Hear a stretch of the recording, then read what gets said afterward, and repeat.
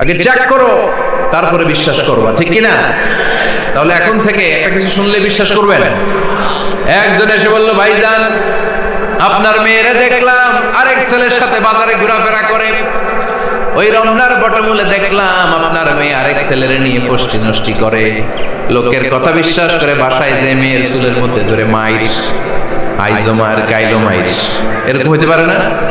হয়তো ওই লোক আপনার মেয়ের মতো দেখতে আরেক মেয়েকে দেখছিল। এরকম হয় কিনা সমাজে? একজন এসে বললো, ভাই আপনি এখানে ভাবিরে তো দেখলাম ওই জায়গায় আরেক লোকের সাথে ঘোরাফেরা করতেছে, খবর রাখেন না বাসা? আপনি দেখে মেয়েকে, ঘটনা কি? আমার খেয়ে আমার পরে আরেকজনের সাথে, যে এই বাড়িতে যে মাই, কোনো কথা নেই। দেখবেন যে ছোট ছোট মারামারি থেকে এই ঘটনা অনেক সময় বিচ্ছেদ বা ডিভোর্স পর্যন্ত গড়ায়, ঠিক কিনা? ওই যে শোনা কথায় কান দিয়েছেন, ফাতাবাইয়ুন, আপনি চেক করেন নাই।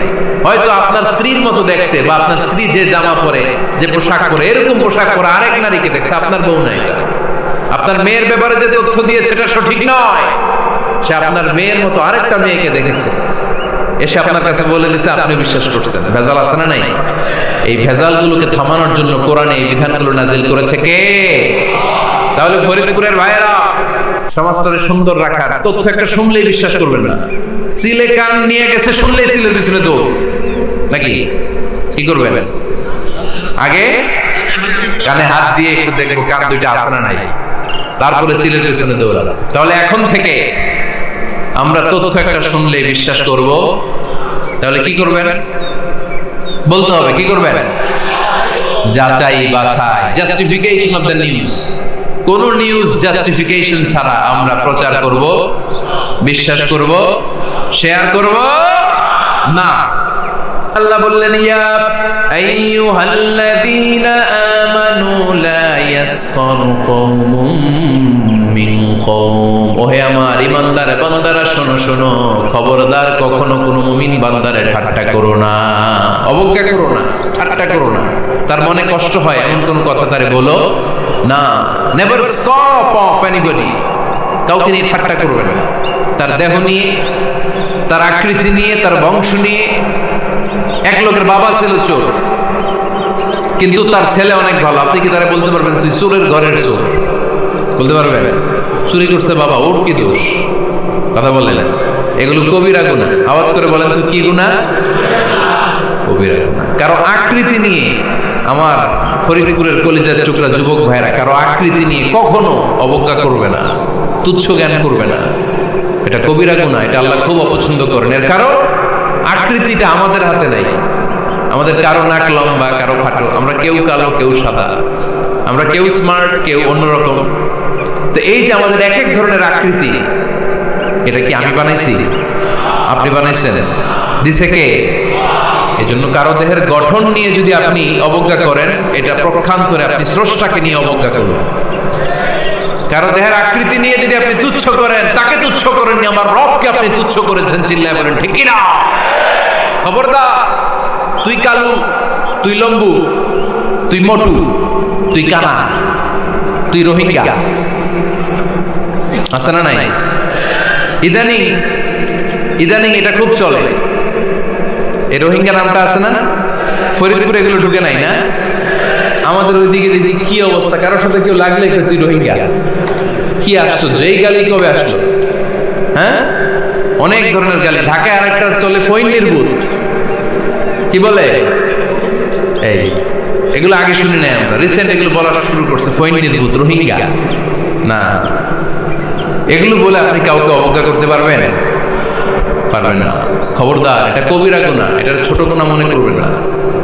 কারণ আকৃতি নিয়ে তুচ্ছ করা যায় না, কারণ আকৃতি দান করেছে কে?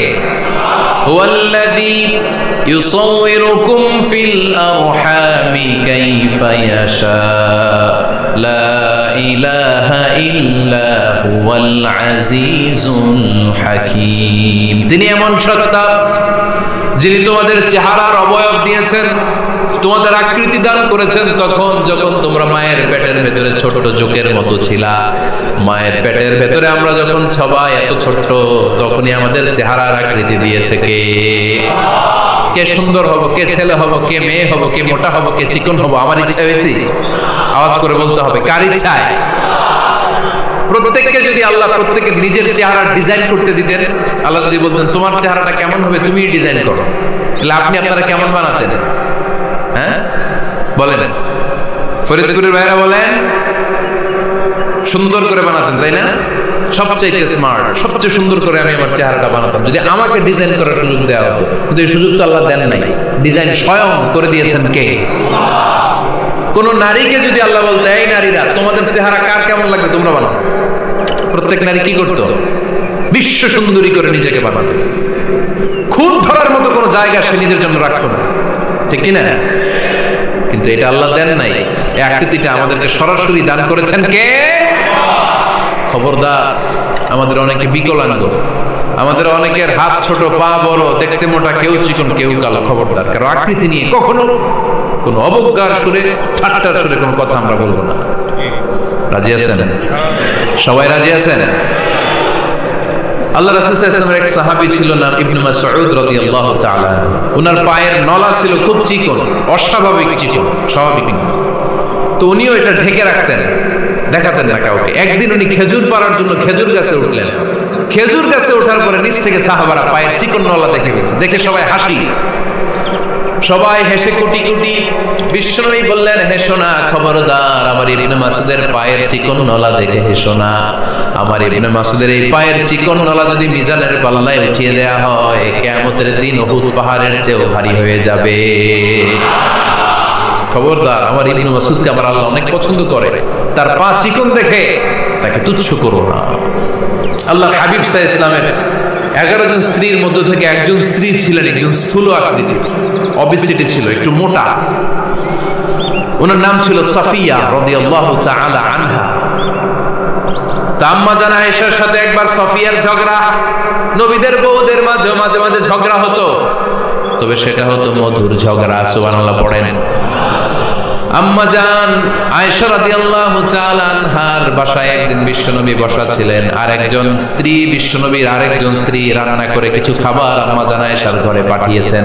এক দাসী দিয়ে বলল যাও এটা আয়েশার ঘরে দিয়ে আসো, কারণ নবী আয়েশার ঘরে। আম্মা জান আয়েশা রাদিয়াল্লাহু তাআলা আনহা বললেন এগুলো কি? ওই দাসী বলে তরকারি। কে দিয়েছে? অমুক স্ত্রী। কেন দিয়েছে? আমি কি রান্না করতে পারি না? তোমরা রান্না তোমরা খাও। এই কথা বলে পাতিল সহ উড়ায় মারছে চেহারা। এর কারণ ওনারা মানুষ ছিলেন, মানবীয় ব্যাপারগুলো ওনাদের মধ্যেও কাজ করত। আবার এক স্ত্রী ঝোল দিয়ে রান্না করে কিছু খাবার নিয়ে এসেছে। আম্মা জান আয়েশা রেগে মেগে ওই ঝোল নিয়ে ওই স্ত্রীর গালের মধ্যে মেখে দিয়েছে। বিষ্ণুনবীর আরেক বউয়ের গালের মধ্যে ওই ঝোল লাগাই গেছে। এবার ওই স্ত্রী বিষ্ণুনবীর কাছে যেয়ে বলে ইয়া রাসূলুল্লাহ, দেখেন আয়েশারে আপনি বেশি আদর করেন তো, দেখেন কি করে আমাদের সাথে। এই যে আমাদের গালের মধ্যে ঝোল মাখাই একবারে মেকআপ বানাইছে। বিষ্ণু ইসলাম বললেন তাই আয়েশাকে ডাকো। আম্মা জান আয়েশা রাদিয়াল্লাহু তাআলা আনহা আসলেন। আল্লাহ রাসূল সাল্লাল্লাহু আলাইহি ওয়াসাল্লাম বললেন তুমি কি আমার এই স্ত্রীর সাথে এমন আচরণ করেছো? আম্মা জান আয়েশা বললেন করেছি। কেন? আম্মা জান আয়েশা বললেন তখন মেজাজটা গরম ছিল, এখন বুঝতে পারতেছি আসলে এই কাজটা করা ঠিক হয় নাই। এবার বিশ্বনবী বিচার করবেন। বিশ্বনবী বললেন আল কিসাস, যেমন করা হয়েছে বিচার হবে তেমন। তোমার গালে যেমনি ঝোল লাগাই দিয়েছে, তুমি একটু ঝোল নিয়ে আয়েশার গালে লাগাই। সুবহানাল্লাহ পড়বেন না? ওই স্ত্রীও কিছু ঝোল নিয়ে আম্মা জান আয়েশার গালে লাগাই দিল। এখন দুইজনে হাসতেছে, বিশ্বনবীও হাসলেন, আরশের উপর থেকে খুশি হয়ে গেলেন কে? তো স্ত্রীদের মধ্যে মাঝে মাঝে এটা ঘটতো। সাফিয়া রাদিয়াল্লাহু তাআলা আনহা ছিলেন একটু মোটা। আম্মা জান আয়েশা বললেন ইয়া রাসূলুল্লাহ, দেখেন আপনার মুটি বউ, আপনার মুটকি বউ, এই মুটি বউ বলে একদিন একটা গালের মতো দিয়ে গেছে। আল্লাহ রাসূল সাল্লাল্লাহু আলাইহি ওয়াসাল্লাম রেগে গেলেন, বললেন আয়েশা এটা কেমন কথা তুমি বললা মুটি? আমার সাফিয়ারে তুমি মুটি বলে গালে দিলা রে আয়েশা। ইয়া আয়েশা লাকাদ কুলতি লা কালিমা লাউ মুসিজাত বিমাইল বাহরি লামাজাজাতহু, এমন একটা মন্তব্য তুমি সাফিয়ার ব্যাপারে করে ফেলেছো রে আয়েশা, এই কথাটা যদি সাগরের নীল পানির মধ্যে ছেড়ে দেয়া হয়, এই কথার পঙ্কিলতার কারণে, এই কথার কর্দমাক্ততার কারণে, এই কথার পঙ্কিলতার কারণে সাগরের সব পানিগুলো মুহূর্তের মধ্যে কালো হয়ে যাবে। এই কথাটা সাগরে ফেলে দিলে সাগরের নীল পানি পুরোটা কালো হয়ে যাবে। আয়েশা খবরদার, কাউকে তুচ্ছ করে অবজ্ঞা করে কখনো কিছু বলা যাবে না। এই জিহ্বাটা এটা ভয়ঙ্কর একটা অঙ্গ, বেশিরভাগ পাপ এই জিহ্বা দিয়ে হয়। কি দিয়ে হয়? এজন্য সাহাবারা জিহ্বা ধরে মাঝে মাঝে জিহ্বার মধ্যে ব্যাট মারতেন। আর বলতেন জিহ্বা তোর জন্য আমি আটকে যাব কিয়ামতের দিনে। আমলিক আলাইকা লিসানাক, নিজের জিহ্বার মালিক নিজে হন। আপনার জিহ্বার মালিক যেন শয়তান না হয়ে যায়।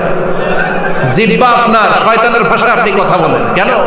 খবরদার, প্রতিটা কমেন্ট, প্রতিটা কথা, প্রতিটা মন্তব্য, এগুলোর ব্যাপারে কিয়ামতের দিন পাই টু পাই করে আপনার কাছে আল্লাহর সুপ্রিম কোর্টের কাঠগড়ায় দাঁড় করিয়ে আপনারা জিজ্ঞেস করবে কে? এজন্য বিশ্বনবী বলছেন মাইয়াদমানলি মা বাইনা লিহিয়াইহি ওয়া মা বাইনা রিজলাইহি আতমান লাহুল জান্নাহ। আমার কোন উম্মত যদি দুইটা অঙ্গের গ্যারান্টি আমারে দেয়, আমি আমার উম্মতকে জান্নাতের গ্যারান্টি দেব। দুইটা অঙ্গের, একটা হলো জিহ্বা আর একটা লজ্জাস্থান। দুই চোয়ালের মাঝে যা থাকে লিজ্জা জিহ্বা, আর দুই পায়ের মাঝখানে যা থাকে লজ্জাস্থান, এই দুইটা অঙ্গের গ্যারান্টি যদি বিশ্বনবীকে আপনি দেন যে নবী জিহ্বা আর লজ্জাস্থান এই দুইটা অঙ্গের কোনো পাপ আমি করব না, নবী বলে আমি দুনিয়ায় তোমার জান্নাতের গ্যারান্টি দেব। এজন্য জিহ্বাটারে সামলান, যা মনে চায় বললেন না। খবর আছে না নাই? খবর আছে। মা ইয়ালফিযু মিন কাওলিন ইল্লা লাদাইহি রাকীবুন আতীদ, যা মুখ দিয়ে বের হয় লিখে রাখার জন্য দুইজন ফেরেশতা রেডি করে রেখেছে কে? চিল্লায় বলেন। যতদিন আমরা বেঁচে থাকবো ততদিন থাকবে আমাদের কাঁধে, আমরা মরে যাবো এই ফেরেশতারা উড়াল দিবে, ঠিক কি না?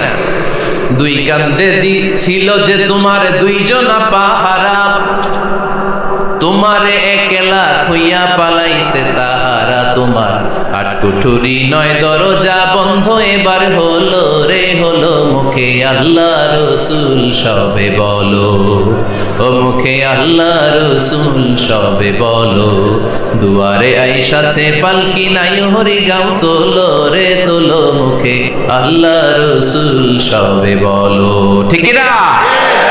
এজন্য সাবধান। আমলিক আলাইকা লিসানাক, নিজের জিহ্বার মালিক নিজে হন। মন যা চায় মুমিন তখন ইচ্ছা মতো মন মতো কোনো মন্তব্য ছুটতে পারে না। বিশ্বাসী বলে যদি নিজেকে দাবি করে, নিজের জিহ্বার মালিক নিজে থাকার দরকার আছে না নাই?